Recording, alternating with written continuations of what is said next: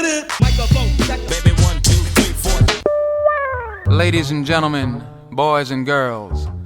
You are now rocking with the best. It's not some Baby. One time. still shining. Respect my swag. It don't mean a thing if it ain't got that swing. And this is Another episode. a Swingers After dark. What time is it? It's time to get live. and this is your host. Not some baby. Let's go, champ. Microphone chicka check 1 2 1 2. This is your host, not some baby, and this is another episode of Swingers After Dark. And I'm with somebody who goes by a million aliases because I don't know what the fuck to call her. So for the sake of argument, I'm going to ask my guest, what is your name? What do you want me to refer to you as on this podcast and the title?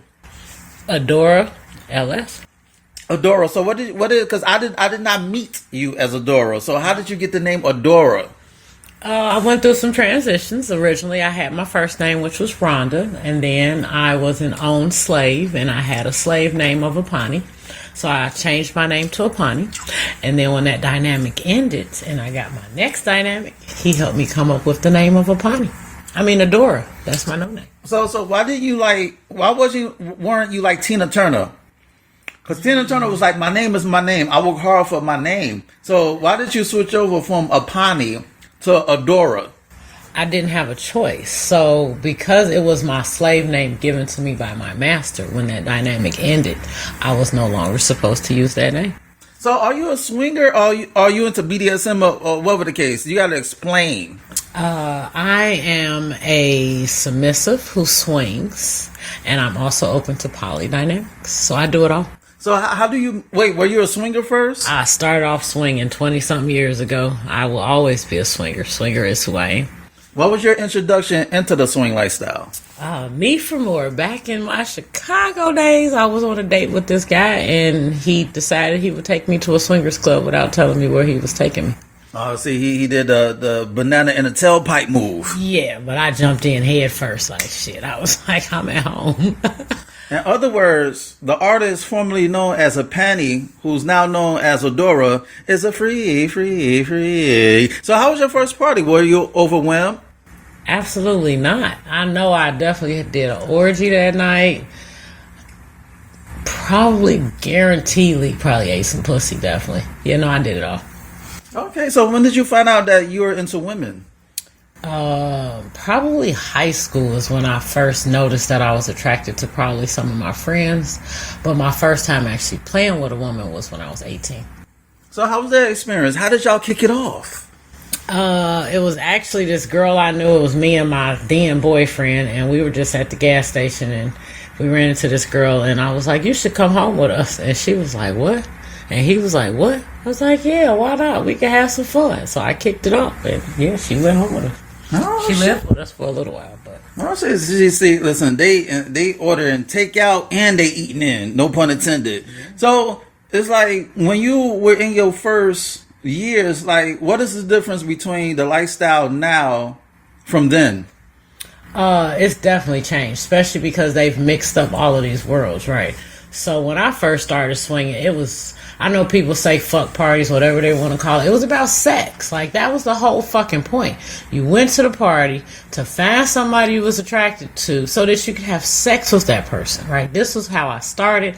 I didn't have to necessarily know your name, what you did for a living. We didn't have to go bowling.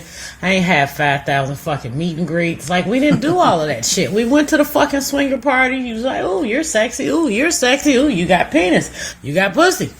Let's fuck.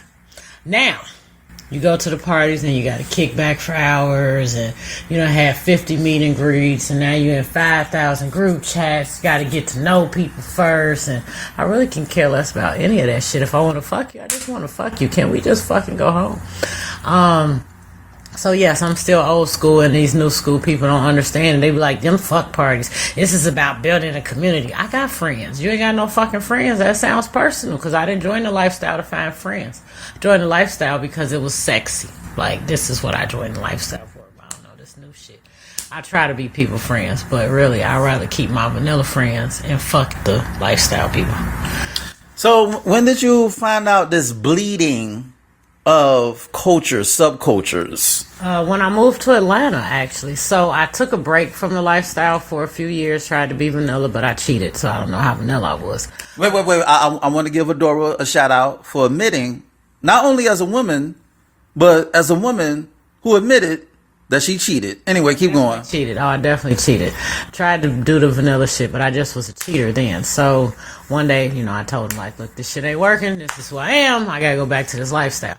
But back then I lived in Atlanta, and Atlanta is just different. Like, I don't even know that. I mean, people say Atlanta has this huge swing community, and there are hundreds and hundreds of swingers. Them motherfuckers ain't swingers, man. They just lonely people who need friends who fuck on each other on occasion. Most parties are just kickbacks. Like, you sit around, you smoke, you drink, and that's it. And maybe like 1/10 to 1/20th of the party fucking. Come on now, that's not a swingers party. That's a kickback. So yeah, it's definitely different. And then they started adding in the BDSM pieces of it. So then that further confused the world, because BDSM doesn't have to involve sex at all. Like, my first dynamic was not a sexual dynamic. It was a power exchange. And then now you got BDSM folks with the swingers, with the poly folks. You don't know who nobody is. Everybody just fucking everybody. And it's like so blurred up that you don't, now they just call it all lifestyle. Fuck, it ain't all lifestyle. Swinging was lifestyle. That was lifestyle. The other folks was over there doing their own thing. But now you don't know who's who. The poly folks, now they swinging just as much as the if not more than the swingers. Listen, I don't give a fuck. Even though I've interviewed people in the BDSM community, when I say LS, when I say lifestyle, I'm talking about swingers. I am not talking about poly or BDSM, because people in poly and BDSM and in the LGBTQP community, they don't want to fuck with swingers or BDSM or poly, whatever the case may be. So you need to separate to distinguish, not to separate. Yeah, because if you treat everybody the same, you're gonna fail to see their differences. Yes, you understand me? They are definitely different. Like, as a person who's a part of all three of the differences, well, I guess 4 if you consider the LG whatever to me letter people.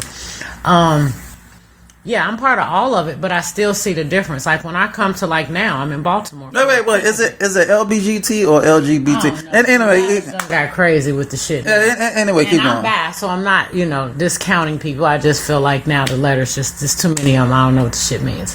But she's bisexual. Everybody. Ow. Bisexual. But what was I saying? Oh yeah, so there are differences, right? So like how I'm here in Baltimore for a kink event. I didn't come here to fuck. Like, I did not. Now, might I end up having sex? Well, yeah, that's possible, because I like sex.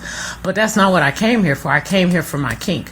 When I go to a swing party, I go there to fuck, right? That's what I'm there for. And then when I'm doing these poly folk shit, is because we're building relationships now. Mm-hmm. But they are differences, and people who don't believe or see that there are differences have, I feel like, the hardest time in this world, because they don't understand the difference. Like, I'm texting a dude, and I'm like, oh yeah, I'm gonna get worked over tonight. He like, man, how many dudes you gonna fuck? None. I'm going to get worked over. I'm going to get, like, my body worked over, not necessarily my pussy. And every time I text him, he irritates me, because all he want to talk about is fucking, and I keep trying to tell him I'm doing BDSM shit. There are differences. So, I don't know. Why did you cheat? Because I'm not going to let you slide on that one. So what made you cheat? So I was a cheater almost my whole life. I've never been monogamous, ever. Like, literally never. Like, my first serious boyfriend, I was 13, and I cheated on him with his brother. So, it just... Wait, how did that go down? Why did you fuck the bro? No, the brother, well, he was more dominant. That's actually when I first started realizing I like dominant men. And I was walking past him one day, and he threw me up on the wall. It was like, you ain't gonna keep walking past me like that. And I was like, why? Wait. How homie gonna violate his own brother's woman? You know what I'm saying? That's no. He did the Cain and Abel. You know. I did enjoy every moment of the Cain and Abel, but actually, him and his brother still don't talk to each other 30 years later. See, he should have given you the Cain, so you could have been able to get that nut. So why y'all didn't have a threesome?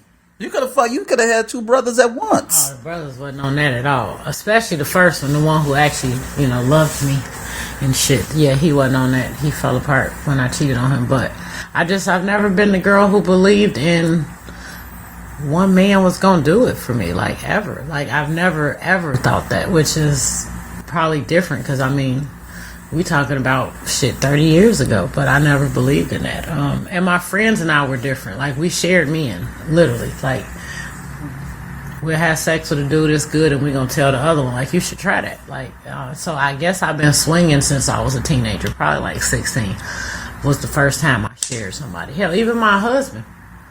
I got married at 18, and I definitely got him some pussy. Okay. Sharing is caring. Sharing is definitely caring. So I don't know. It's just who I am. So when I tried to go vanilla, I don't know what I was thinking. I think I thought I was in love, and he was in love, and he was vanilla. He wouldn't even do a threesome with a girl. Like, I tried giving this man drugs. I ain't gonna lie. I tried all kind of shit to get him to do something strange for some change, but he wasn't going. She was getting her Pill Cosby on. Ow. I definitely did get him some X pills trying to get him to do a threesome, but the shit didn't work. But I think ecstasy, I think it restricts the blood from flowing, from getting your dick hard. You know what I'm saying? So that's more like, well, Molly's definitely giving me in the noodle dicks. But the X, well, actually the X can too though, but it didn't matter. He just wasn't on that. And so we stayed together, but I was a cheater, so it's just who I am. I can't just be with, I don't want to just be with one person. Like, that's boring. Who wants to fucking eat chicken every day? Can you imagine every day for the rest of your life eating one fucking thing every day for the rest of your life? No. Listen, I remember back in the day, like me and my homeboy, we used to eat like that barbecue chicken from KFC. We ate that every day to the point where our body started to reject it. You know what I'm saying? It was like, yo, my man, I need you to give me other nutrients, vitamins and minerals, supplements, instead of eating this damn same chicken every damn day. Yeah, I definitely needed something different. And so I have that in the lifestyle. Like, I give her, and even with my BDSM, like, I mean, when I'm owned, I can't sing with other people. But when I'm unowned submissive, it's a beautiful thing, because, you know, I can go to events and be greedy and be like, you put your hands on me. You put your hands on me. You put your hands. I want everybody to put their hands on me. Like, literally, that's how I first met.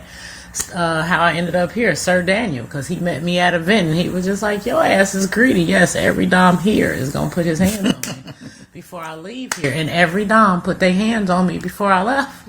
Look, it's just like, no. So what was the straw that broke the camel's back that made you realize being monogamous is not for me? When was the last cheating? 2019. Yeah, 2019. That's when I broke up with my live-in boyfriend. It was in 2019. I just came home one day. Well, I traveled for work, so it's easy for me to cheat. And swinging. She's like a female. She's like a female truck driver. Anyway, keep going. Yeah, I do. I travel all the time. Like, even now. I mean, I was in New Orleans last weekend. I'm in Baltimore. For Essence. Yeah. I was in. There's a lot of single women in Essence, ladies. Well, gentlemen, if you want to find, listen, the Essence Festival in New Orleans, 4th of July weekend. That's like a gold mine for single men. So, fellas, if you want to find scores of single women, go to the Essence Festival in New Orleans, Louisiana, the Bayou, you know, the Dirty South, the Boot, for July 4th weekend, because you're going to find women. You're going to find women. You're going to win with women. That's why I said win-win. You're going to win with women because it's for the taking. You know, you have a lot of chicks. They go on girl trips. And they want some dick. Some may want a relationship. Some may want a one-night stand. Some may want a fuck buddy. But hey, as long as you find the one that matches your personality and matches your flavor, you shouldn't have a problem. And that's why you should hit up the Essence Festival in July, every July, annually. Anyway, keep going. So yeah, that was my last time cheating. So I had went on a business trip. I want to think maybe I was in Colorado. I had came back. I don't know where I had just came back from. But when I came home, he was asleep, and he woke up, and he was like, you need something? I was like, yeah, I need you to move out. We have been together 14 years. I didn't mean to be that casual with it, but I was tired of fucking sneaking, man. I wanted to bring a dude home and fuck him sometimes. Like, why I gotta always sneak? It's my house. I mean, it was our house, but I'm just saying. But Wait, he broke up with you? no, I broke up with him. I came home from a trip and told him it was time for him to get out. We're really good friends now, actually, but I don't know. He's still vanilla as shit, like all the way vanilla. So what was the turning point that made you say, yo, we gotta break up? Like, I gotta break this shit up. I Like, was tired of having to sneak. Like, I really was. but when did that thought hit you? Like, was there a certain point where it hit you like, I'm done with this? Well, I was starting to travel less, and so that meant I got to dip off less. No, look, I'm like, this shit ain't for the birds here. So yeah, I was like, I want to be able to do this at home. I don't want to only do it when I travel. So yeah, that was really, I just was tired of sneaking. It's crazy because how did you meet your first swing partner? I was cheating on my husband. But it's crazy because your swing partner should have known the type of woman you are instead of telling you that y'all were not going to a swing party. Well, he didn't know that I was going to be a swinger. Like, that was our first date. I mean, he knew I was married and cheating, though. So, and I took my husband, actually. So my husband ended up, like, I went to that party at Me For More. I had a motherfucking ball. I came home, and the next day I pretended like I had just heard of this swinging club. And I took my husband the next party they had, shit. But then people knew me, so that was kind of awkward. But we was both cheating, so it wasn't like it was the end of the world for our marriage. It probably should have made it stronger, because at least we didn't have to cheat, sneaking and doing the shit. But then he made a baby, and I wasn't on that because I don't like kids. So you got no kids? I do, but they was already older. This nigga, he got a whole. My youngest is 24. His daughter is like 8. Some monkey. Oh, damn. He was busting nuts even. So when did you find out that he were cheating? That he was cheating? Mm-hmm. Oh, I think I knew. I think we always knew we both cheated. Game could recognize game just like a cheater could recognize a cheater. Ow. Yeah, we was both sluts, actually. So, it is what it was. I was a slut. Let's be together, sluts. And if he hadn't kept making babies, shit, we might even still be together, because me and my daughter talk about it periodically. She'd be like, so when you and my dad gonna get back together? This nigga still making kids. Not doing that shit. No. Does your kids know you swing and Yes. BDSM and poly? Yes. So what are their thoughts? What a BDSM thing, since it came later, I think was less of a shock. The swing, actually, it was my husband who told our daughter. I mean, I guess they probably should have figured something out, because He was probably being petty. Yeah. But he was just like, yeah, I used to do that with your mom. Like, why would you tell them that? And she was only in high school at the time. But it was good, though, in a sense, because it did make it easier for me to be able to be honest. And so when I got into BDSM, like, I moved quickly. Like, literally, I met people, and I was living in their house within maybe 2 months of meeting them as their slave. And so my family was coming to visit, and it was like, I don't live in my house anymore, and I'm not even allowed to spend a night at my house. So I need to explain to my mom, like, hey, Ma, I know that you coming, but I got to go back here. And so I just told them, but nobody seemed shocked about the BDSM, because they already knew I was a freaky swinger. So it was like, you've been traveling the world swinging forever. Okay, so now my mom didn't like the term slave, though.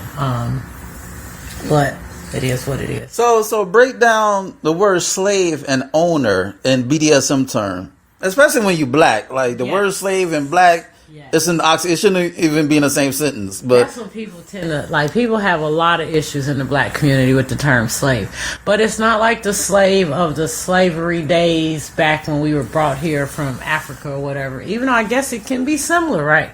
So I do give up total control. That means that my master controls what I wear, what I eat, when I sleep, who I have sex with, my money, like everything. Like I want total control to be given up. I go to work, and that's it.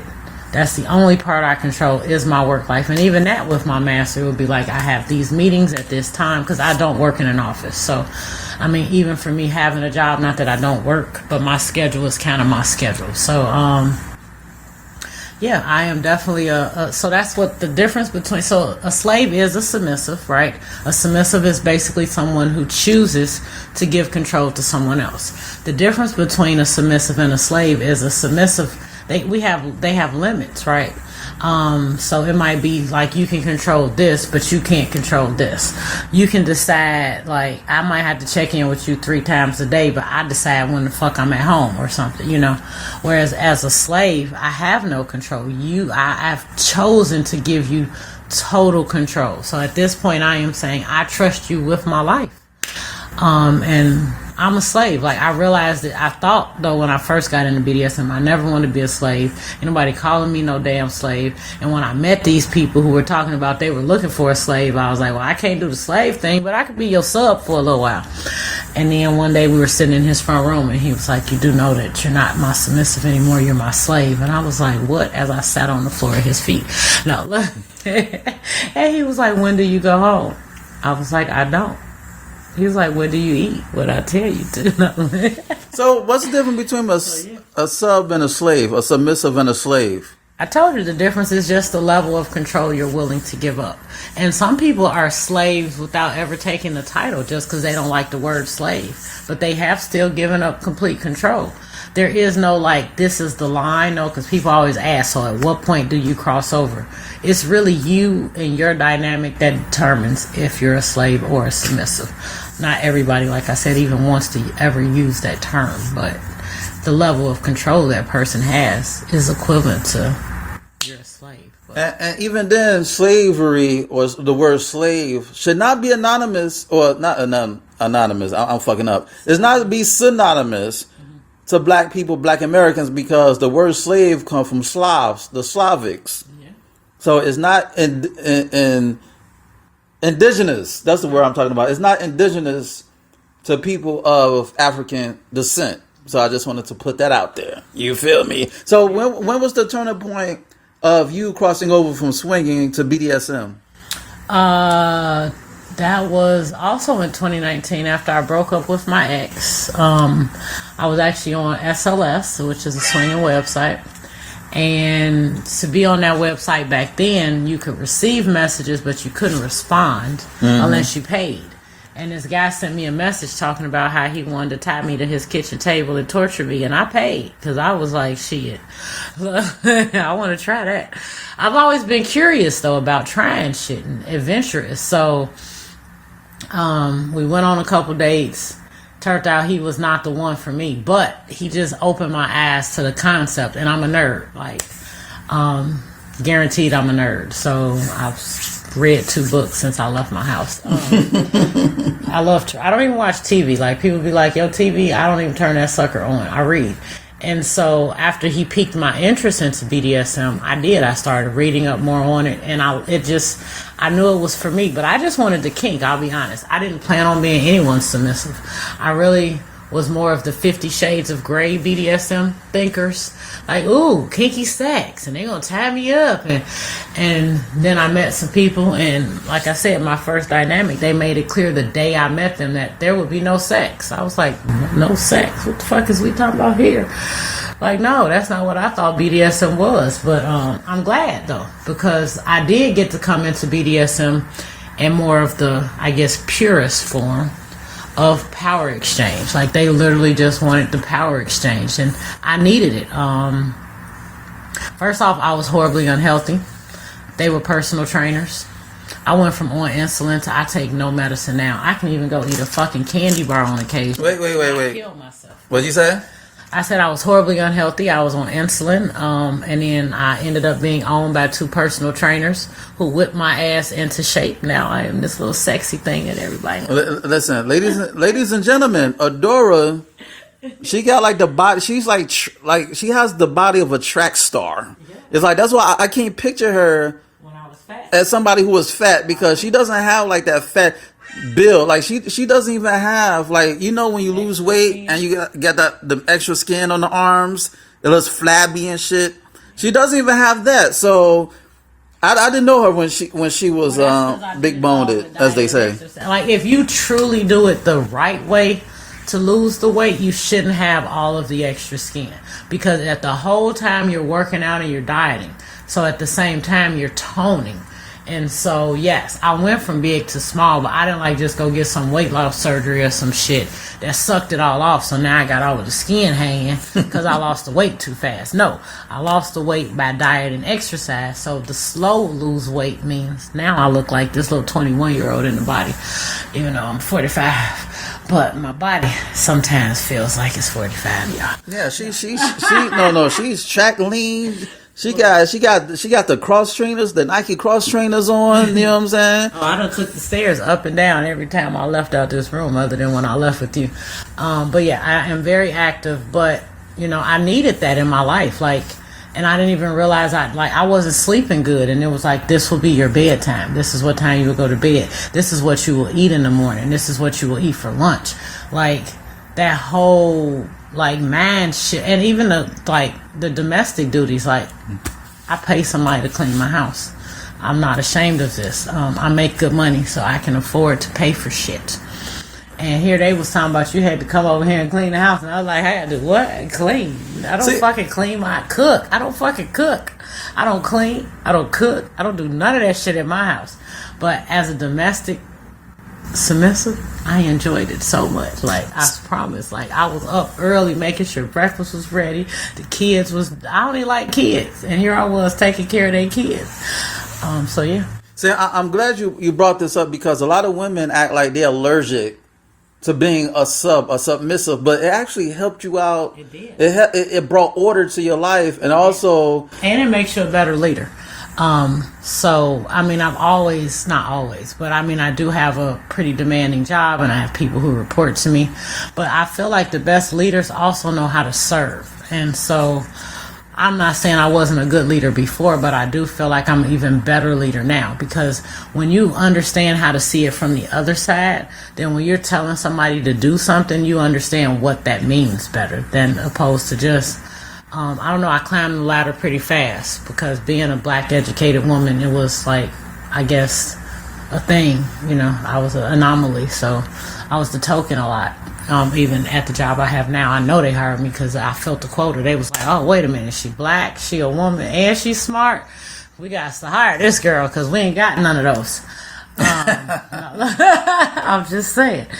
So, you know, my life was somewhat easier, I guess, even though I knew I was being a token. But now I had to learn how to be a better servant. That's it.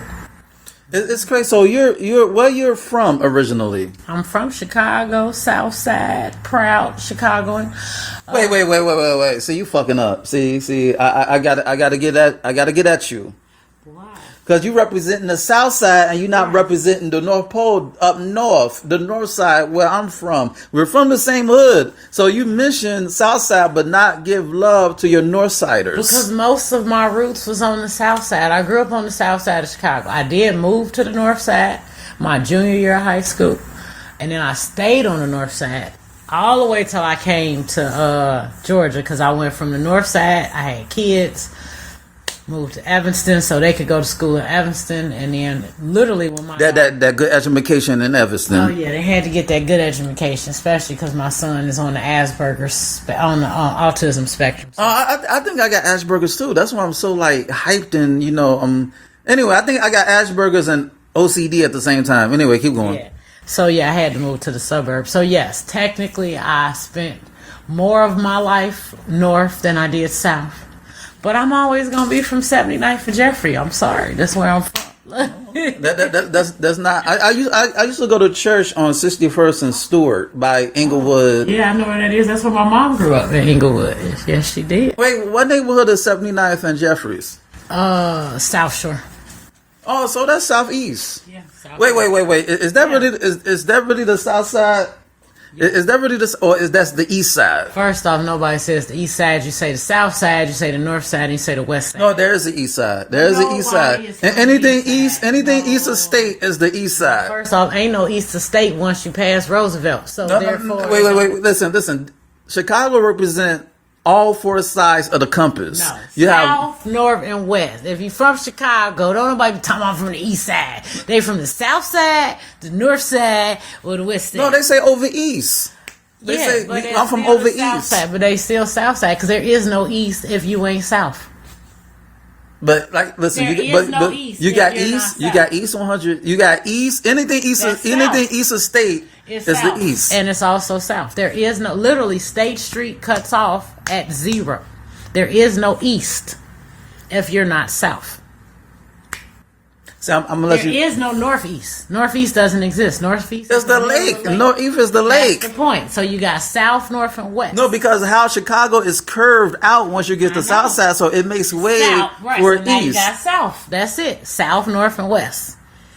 When you listen to the songs in Chicago, you don't hear people saying east side. No. They be like south side, north side, west side. That's it. The east side is you still south side, motherfucker, because there's no way you're east and you ain't south. Now, if we had a northeast, then people might actually try to use all 4. But there ain't no northeast. Northeast, you in the middle of the lake. You don't live on the northeast side. You live on the south side, the north side, and the west side. So why did you move to Georgia? ATL shouty. I just wanted to try somewhere new and warm and Wait, hold on. black people. Hold on. Wait, what you say?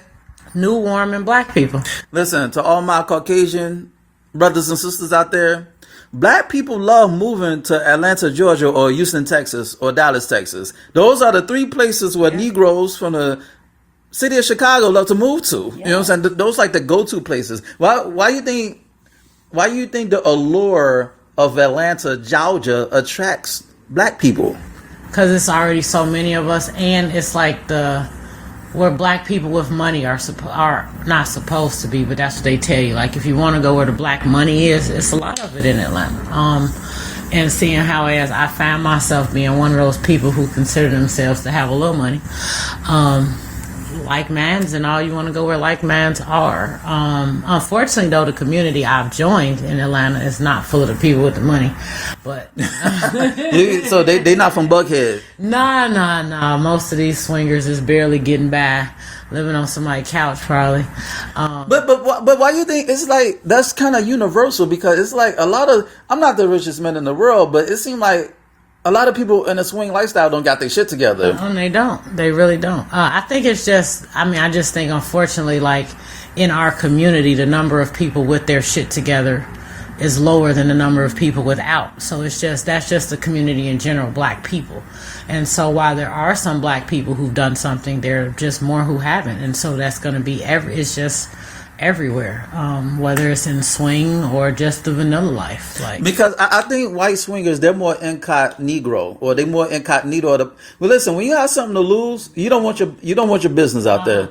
yeah. Well, and plus, like in Atlanta, though, like, 'cause like I said, their swing community is so open. Like, I found the first fucking party I went to on Facebook. Like, what the fuck? Like, it's just there. Like, you don't have to put no effort in Atlanta. If you tell me you can't find a lifestyle in Atlanta, you ain't looking. Because it's there. It's... Why the hell do you keep... Ladies and gentlemen, she's going through her phone because, she's a very busy woman. Listen, all the doms want to get her under their house or under their consideration. She's considered a renegade because she's a sub who's domless, or currently during this recording at this time, you don't have a dominant, you're under consideration, and that's dominant with a capital D. You feel me? So don't say dom with a lowercase d, because people in the BDSM community gonna get in your ass. So make sure that you capitalize the D in dominant whenever you mention BDSM and dominant in the same subject, same paragraph, same paper, same topic, same subject. You feel me? So no, I don't have a dominant right now. I ended my last dynamic in April. Yeah, so wait. Why did you break up with the couple who trained you to have this sculpted body? You mean, why did our dynamic end? Yeah, because that's how I met you. Yeah, I did. I definitely, and I still talk to both of them. Definitely have been communicating with both of them today. But, Listen, shout out to all my people who have amicable splits. Anyway, keep going.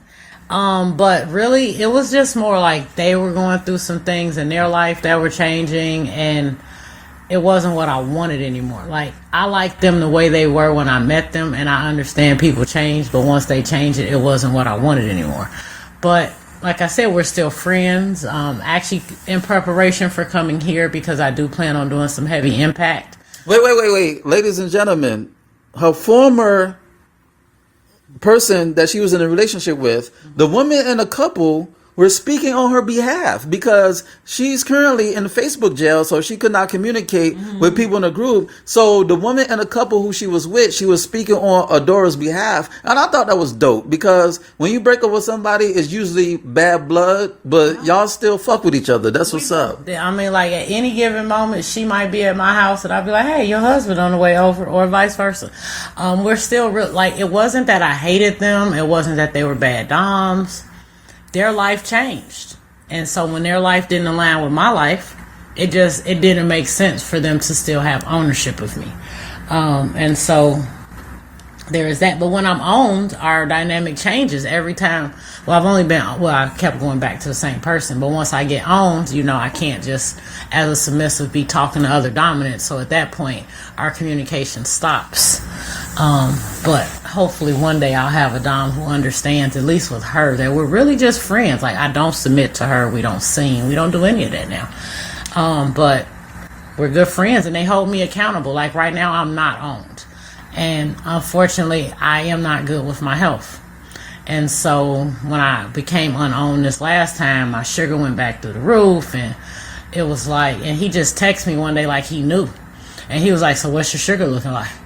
When's the last time you checked it? And I was like, check it right now. Then I sent him my sugar and he was like, do I need to come over there and beat you? I was like, no sir. So I do, even though I'm not owned right now, I do actually check in with him on my sugar every day. And there are consequences if my sugar is bad. And so it helps me get it back together again. I need that accountability sometimes. Wait. I want to give her brownie points again because this is a woman who cherishes accountability because a lot of women don't want to be accountable for their lives. Yeah, no. I mean, I do know it's my life. So since I'm not owned technically, right, there is no punishment I can get for having bad sugar. But just knowing that he wants me to check in with him and tell him my sugar and know that, it helps me. It makes me say, well, shit. Last night I wanted some cake. I wanted some banana pudding. I ain't eat either one of them because I knew my sugar would be high this morning and it would be consequences. So I'm not going to do that now. And then my last dynamic that I was in, that one was hard. I'm not going to say it's still hard. Like I still sometimes just even thinking about it, I want to cry.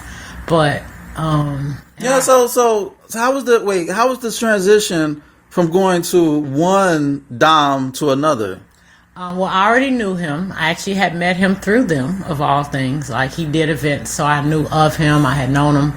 And then when I became unowned, let's back up. So in the Georgia BDSM community, there might be some doms out there, but I honestly know two. And I've been under both of them. Yes, because you got to be, ladies and gentlemen, you got to be a man before you could become a dominant. You need morals, values, and principles and integrity. In your own life. Like, that's the thing, right? Like, people be like, I don't know, ain't nobody finna make me submit to them. Nobody's gonna make me submit to them either. But if you have the control and the things that you need in your own life, then I can consider letting you have control of my life. But if I look at you and I see your shit all fucked up over there, then you can't have control of my life, which is kind of what happened with my couple. Like, they started going through shit in their personal lives that made me not able, to me anyway, to be able to bring the best out of you. Right. And so, like my last dom, I met him, like I said, through them. We had this whirlwind love affair thing, which is different because BDSM doesn't have to be about that. Definitely, my first dynamic was no sex. My last dynamic was lots of sex. No, I'm saying, we had great sex. We did. But it was different, and I fell for him in a different way. Right? Like, I won't say I don't have love for my couple, but it wasn't romantic love, right? Whereas with him, it was like this blurred line of, this is my dom, and I love him at the same time. And so that's why it made it harder when I did leave. But I also knew that we were toxic for each other. I won't even just say he was toxic for me. I was toxic for him. Like, our combination, we were no longer, like I say all the time, that my job, one of my jobs anyway, is to make my dom happy and make his life better. So if we're not getting along and I'm no longer the cause of your happiness, I'm now the cause of your stress. Should we still be together?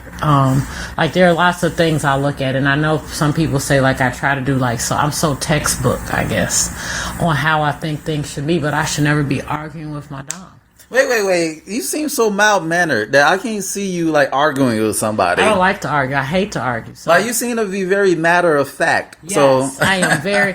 And so that was one of our differences, is because he loves arguing. And I would be like, sir, I really don't want to argue right now. Listen, I'm at a point in my life, I don't want to argue. We could disagree, but we need to come to a conclusion at the end of the discussion. Sometimes you just need to walk away, calm down. Like, okay, now you mad, I'm mad. There's no point in even having a conversation while you're mad. Like, just walk the fuck away and come back when you're not mad. So now you can have a logical conversation. I'm not saying that emotions can never be involved, but a lot of times emotions cloud your judgment, and so now you're saying things that you don't even really mean. You just being emotional. Let's just cut that shit out. How about let's just calm the fuck down? You go in your room, I go in my room, and we come back and have this conversation in the morning. Well, that wasn't who he was. No, we're gonna finish this now. Now we're arguing and shit till 2 a.m. I'm not doing that shit. Listen, I'm trying to get some sleep. Fuck what you talking about. I'm not doing that anymore. So, I mean, we had our... But, I mean, once again, though, we still have an amicable split. I literally have messaged him since I've been in this interview with you. My phone keep ringing because his son keep fucking calling me. Listen. I don't do bad splits. Adora is the amicable split queen. I think so. I'm friends with all... I've been married twice. I'm friends with both of my ex-husbands. My ex, who I was cheating on and all of that other shit, when I went to live with my people, I let him move in my house. He still lives there. Actually, now that I've come back, we got to find him somewhere to live because my house ain't big enough. I mean, it is. He got a bear, but we don't want to live together. Like, we're not. And he got a baby mama who's going to be tripping. Anyway, it's not going to work. But I had no problem with, hey, you know, your rent going up $1 million. I got my house. You can rent my house out. Why not? It's empty. So yes, I've never had a bad breakup ever.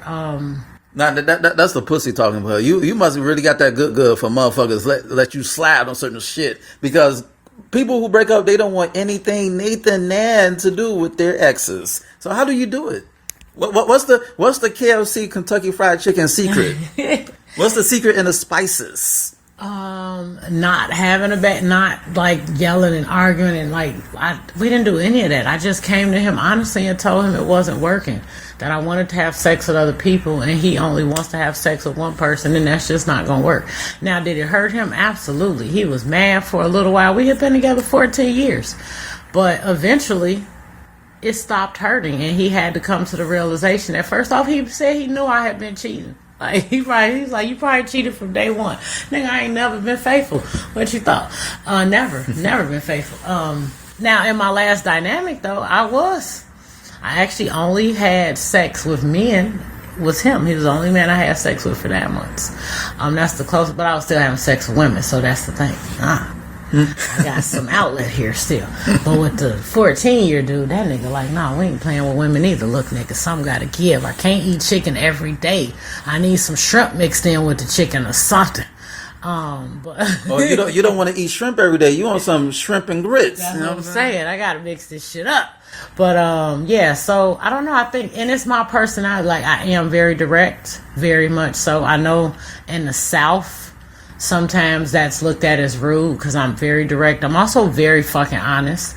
I know I used to cheat, which meant I had to lie. But when I quit cheating, I quit lying. Like, dead ass, people be like, this girl honest than a motherfucker. I am honest than a motherfucker, because why not? Right? I don't know. And so it makes people not want to hate me. Like, even people who might not like me because they like, damn, this bitch just fucked the shit out of my husband. And she don't even care to know his name. Yep, I don't care to know his name. I just wanted his dick in the moment. And I'm very respectful. So I don't know. I don't have these problems that people have when they break up with people. Like, my last dynamic, we ended, and he had already told me, like, when we end, that's just gonna be it. And I'm like, yeah, okay, nigga. A couple days later, I sent him a text like, hey, how you doing today? I told you, Adora got that good. You know, she got that goody good two shoes. You know what I'm saying? But I never have sex again with my exes, though. Like, it's just, we just become friends. Like, I don't know. So, it's who I am. Everybody loves me. I'm Adora the Adorable. Like, you gotta love me. Yeah, listen, you a floater. It's like you're not locked down to any group or clique or crew. No, I don't do So was that the personality you already had, and how do you dodge straight bullets when these crews have beef with each other that you're affiliated with? Well, I've been doing it my whole life. I grew up on the south side of Chicago, for real. South side? Yeah, I lived in the projects. I mean, my sister was in a gang. I never joined nothing, though, ever. She was in Chicago, we call people who are not into gangs neutrons. Yeah, I was a dude. You're neutral. And I could hang out with everybody. I would be with the vice lords, the GDs, the everybody. And they might be beefing, but that's not my beef. I don't get in your beef. I'm not finna listen to you talk to me about a problem you got with somebody else. I'm about as Switzerland as you can get. I tend to not know people's business. I don't offer no opinions. None of that. Because it's not my place. If y'all got a problem, y'all got a problem. Your problem's not with me. And by keeping myself out of the shit and just being the friendly person that I am, I don't end up in the drama. I could literally be at one person party today promoting the shit out of that shit on Facebook, and tomorrow I'll be promoting somebody else party and at they shit. And they ain't got no beef with the fact that they know they don't talk to the person I was with the day before. That's not my problem. That's y'all two problem. I don't want to hear it. I don't want to know nothing about it. Y'all have that issue. This is the dynamic we have. This is the relationship we have. Me and you. Got nothing to do with you and that other person. That's just not who I am. So I am in everybody's groups. I'm not a clique. I don't. When a certain group who will not be named get to talking about one band, one sound, I'd be like, they sound like fucking clowns. I ain't in no band. I am my band. I am the band. She's a one-man band. I am the drummist. I am the guitar player. I am the singer. I do it all. I write, I direct, I produce. I am my own fucking band. So therefore, I have no reason to be affiliated with yours. I just never have. I've never been part of the cool clique growing up. I've just always been that girl who's everywhere. 1 second, yep. I float. I stick and move. I bob and weave. And it works for me. She bobbed and I weaved. Ow. So what's the difference between the Chicago and Atlanta lifestyle scene? I don't know, because like the Chicago scene, because it doesn't seem so.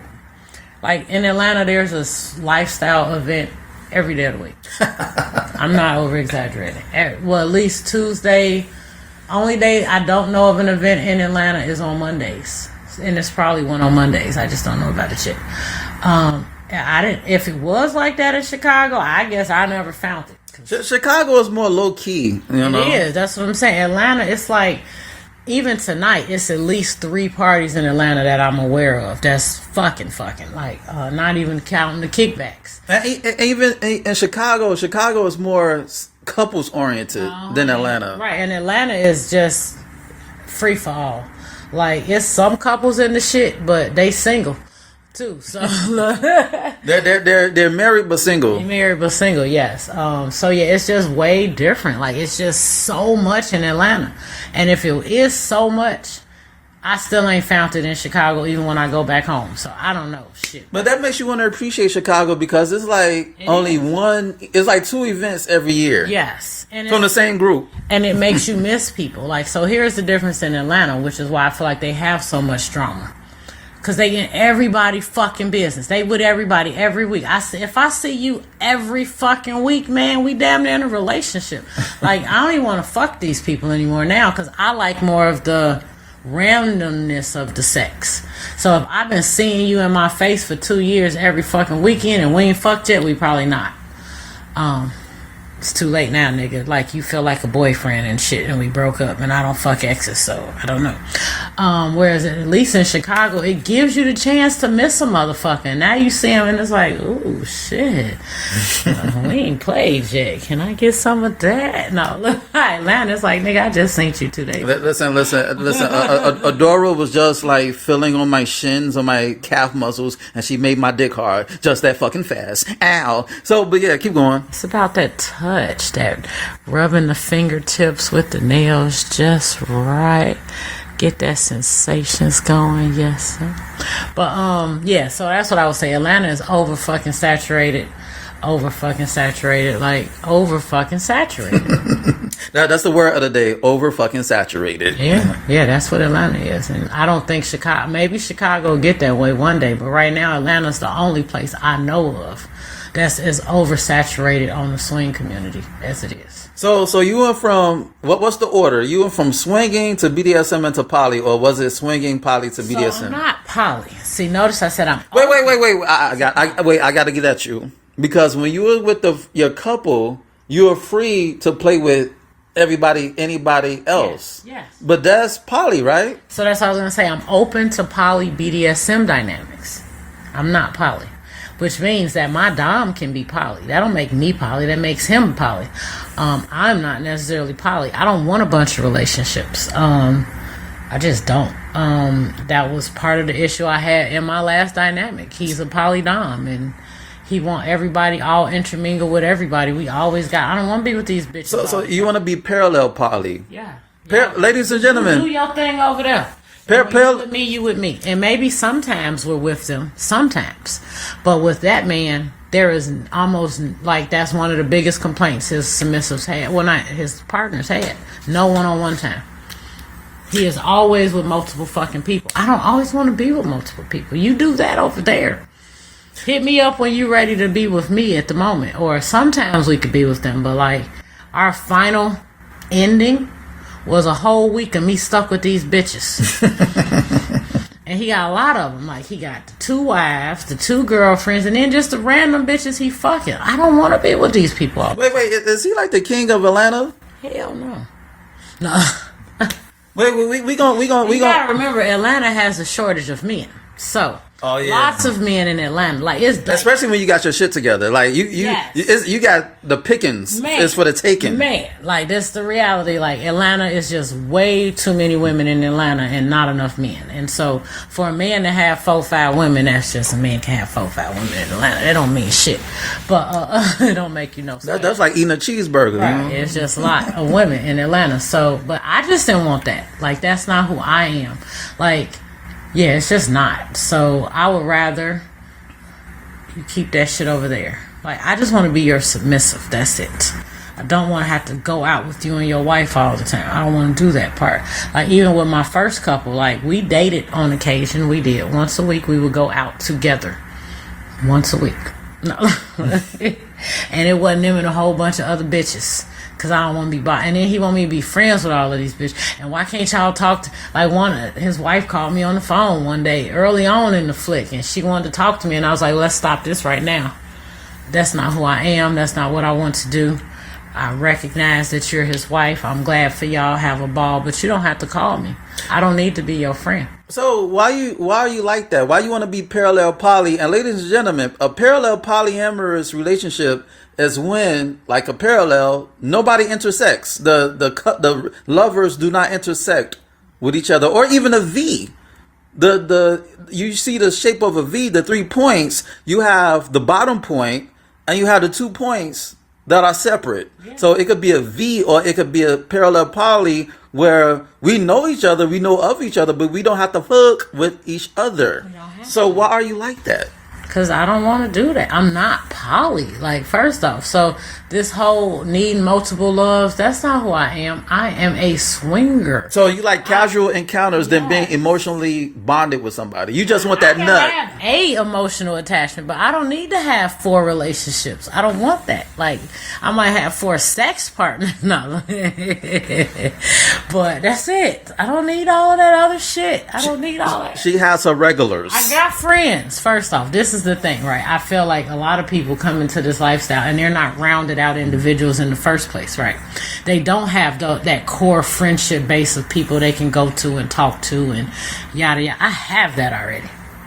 So I don't need your poly partners to be my new friends. I got friends. I like my friends. My friends like me. We're good. And so I don't need a bunch of new friends. I don't need that in my life. Now maybe if they were submissives and actually into BDSM more, maybe I would have been more willing, because I do like learning more about BDSM shit. But other than that, we're different people. Like, I'm a career person. Why the fuck does his son keep calling me? Listen. I'm not gonna answer. Listen. Ladies and gentlemen, The coochie is so good that she got one of the ex's sons hitting her up on the humble just to talk on general principle, on GP. I know. He keeps, She's a very, listen, Adora, the woman formerly known as a Panty, now she's known as Adora. She has a likable personality. Yeah, I'm a cool girl, but so I don't know. I don't know. I don't need to do that with my life, but and then they were not like me. Like at least if we we can't talk about our bad work day. None of these bitches had no jobs, so we can't talk about that. Wait. So did they leash off of you? Off of me? Because you got. Paying for shit for them. Wait. You know what? But you know what? It's no. Yeah. Adora's like, they know better. You know what I'm saying? But you think that is more so, and because a lot of people use the LS, the lifestyle, the swing lifestyle, as an escape. So it's like I came into the lifestyle as a whole. I did not come to the lifestyle to fill a fucking void. So do you think that people look to fill a void, whether it's spiritual, mental, emotional, or financial? Because you have a lot of broke motherfuckers in the lifestyle. You do. So what is your theory? Why do you think that is? Is it because it's a microcosm, the lifestyle? I'm answering my own question, but that's a part of the world. We got a lot of broke people in this world. So I mean, just some of them happen to also be in the lifestyle. It just is what it is. But we just were so different. Like, had he had a bunch of submissives who was career-driven women and all of this other shit, then maybe we would have had something in common. But the bitches who can't eat because she ain't got no money to eat for 2 days and she begging for food, that's not the bitch that I'm hanging with. Or the bitch who homeless and got 2 shirts. I don't have nothing to talk to you about. So, and these were the women that, unfortunately, all of his other women are low income. Wait. Let's pause. I got to get at you, Adora. We couldn't mingle well. Listen, I thought Atlanta was the land of the milk and honey. How that's supposed to be the black Mecca where everybody's striving and there are people who are striving, but not everyone is striving and thriving. Yes, but them wasn't the women he wanted in his circle. So therefore, how you want me to relate to these women who ain't got a job? It can also be a control issue because when you ain't got, she is. You could easily be told what to do. Or you could be like me. I got a lot, and I still can easily be told what to do. You're the right person. That's all. I just needed the right dominant. That's it. Who wanted like-minded people? Like, he didn't want like-minded people. I was the oddball. I'm the one who can actually go on a trip and shit because, I ain't worried about what I'm finna eat tomorrow. What is a characteristic of an effective dom? None of us are perfect, but what is a dom what are the characteristics of a dom that you look for? A dominant that you look for? First, literally, he has got to have his life in order. Like, he has to have control of his life. I don't want to be hearing no mess about someone. I don't know how she ended up in my bed. Nigga, you the one in control. You know how she ended up in your bed. And if you don't, then you're not in control. So if you're not in control of your life, you can't be in control of mine. I need to know that you are financially stable. That don't mean that you're rich and you can do like I do and just be like, last week I just randomly went to New Orleans. I booked this trip last Saturday. I was like, fuck it. I guess I'm going to go ahead and go to Baltimore. I'm not saying you got to have this disposable income, but I do need to know that your bills are paid. Be self-sufficient. Yes. I need to know that you're not asking me for shit every time I see you because that's not going to work for me. And that makes my dick soft. Unfortunately, a broke bitch makes my dick soft. Ladies and gentlemen, a lot of broke men too, especially in Atlanta. So that's why I say I know 2 doms. Cause I'm just saying, I met another dude who was supposedly a dom, but he lived at his mama's house. He didn't have no car, and he needed me to pick him up. Nigga, that's not a dom. I don't know what that shit. Wait. Let me take the side of the brothers who sleep in mama's basement. What about they with their mamas to stack up their chips? If it's a temporary thing, this nigga ain't even had no car. And you do need a car in the sticks, in the woods. You need something. What about the martyr? What happened? You can't even have company at your mama house. So I got to drive to your mama house to pick you up to bring you to my house. Get the fuck out of here. What happened to falling in love with a man with a bus pass? What's wrong with that? He could ride the martyr. Ladies and gentlemen, the martyr. Riding the martyr too. Now, I rode the martyr. I ain't going to lie. When I had to still go to work, I took public transportation because the traffic in Atlanta is shit. But I still had a decent job and could pay my bills. It's not that I was broke and had to take the MARTA because I couldn't afford a car. Or had to take the MARTA and live in my mama's basement because that's all I can afford. It's one thing because you like my daughter. She just moved back home, which I'm processing. Because I didn't expect my children to ever come back. But she's trying to buy a house. So she wants to stack her money to buy a house. So now you got a good purpose. But she still got a car. She still got a job. She's still handling her own shit. She just trying to save money to buy a house. That's a good purpose. But living at your mama's house with no car, and you can't even have company, like I can't even go pee at your mama's house. You be like, shh. No, you I can't go in. You can't. I just had to pull up. I was like, I'm not doing this. I picked him up one time and was like, I'm not desperate. Y'all can't go to a hotel or something, get a hot tub suite or something in Midtown. I paid for it.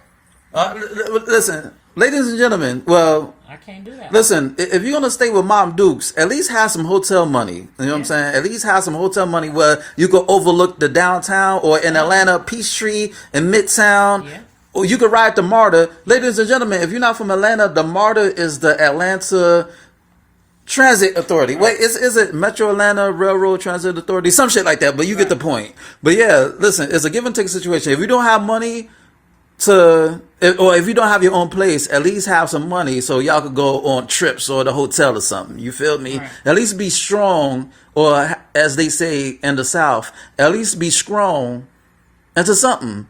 You understand me? Yeah. So in your time in the lifestyle, what jewels can you pass down to the ladies, single ladies, or women who are looking for doms? Because you have a lot of dudes who are perpetrating a fraud, who say they're doms, but they don't have their shit together, and they're using BDSM for women to take care of them.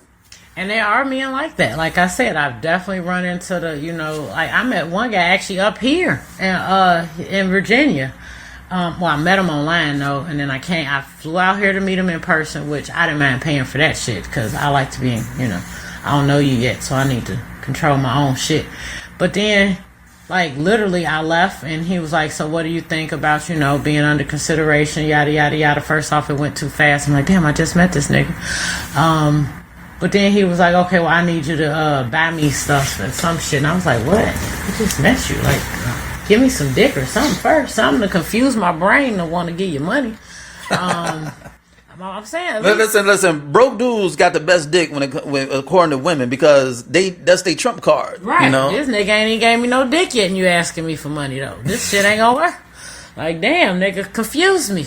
No. like make me feel like what I'm doing is not stupid. You know what I'm saying? Make me feel like I'm not stupid. Right. Like, maybe I'm high off the nut. Now I'm just like, sure, here go $100. But no. So yeah, I do say, but you'll know though, like, if they shit ain't together, it's gonna become real obvious, because you shouldn't just submit to someone. You should get to know them first. I didn't. I won't lie. My first dynamic, they came to my house and I was owned by them like within hours. But I felt different with them, probably because it was a couple and I was stupid and didn't know any better. Now I wouldn't do that. Now any dom I get, I'm going to vet him.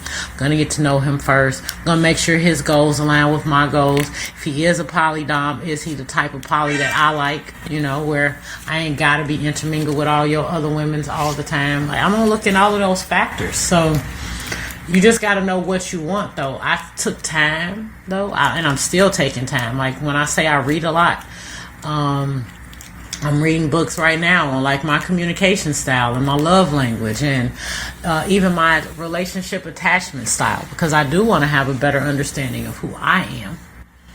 And then that also helps me understand other people when I meet them, and so I can say, does their style match my style? But if you don't know yourself, then you don't know what you want. So learn yourself first. Spend that time. I'm unowned right now, and I want to be owned like more than probably people could ever imagine, because I do love it. But I don't just want to be owned. Like, I want to be owned by somebody who I feel like can actually help me in my life. Not just, you get to beat me and I clean your house. Like, no, what do I get in return for that? And I'm not talking about money, because I don't need that from you.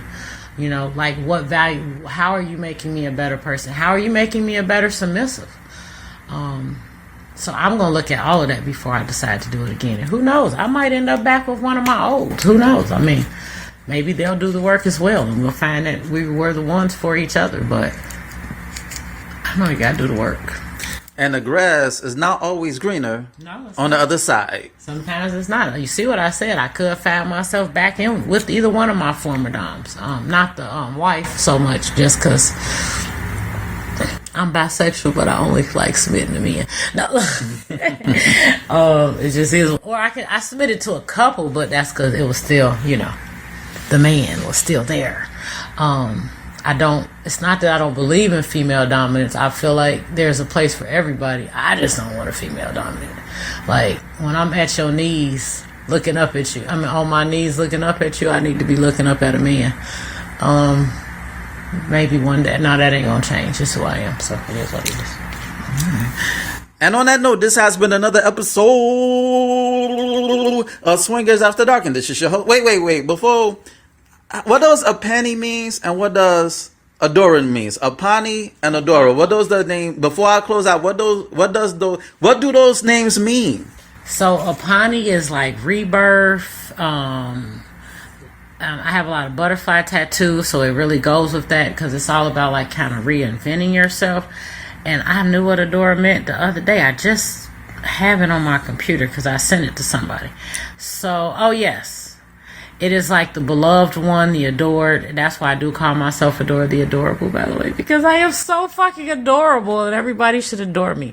So that's basically what Adora is. It's the adored one, the loved one, And she's Miss Pretty Pussy. Because that pussy is so fucking pretty. It's like Picasso couldn't draw a better vagina. Ow. And on that note, this has been another episode of Swingers After Dark, and this is your host, Not Son Baby. Check out my website at www.notsonbase.com. That's www.nahsunblaze.com, and check out my ebook, Fuck. Yes, you heard right, Fuck, F-U-C-K. It's on Nook, Kindle, iBooks, Google Play. Go get it. It'll make you say, ow. And shoot me an email at swingpodcast@gmail.com. That's swingpodcast@gmail.com. Hit me up with any question or concerns that you may have.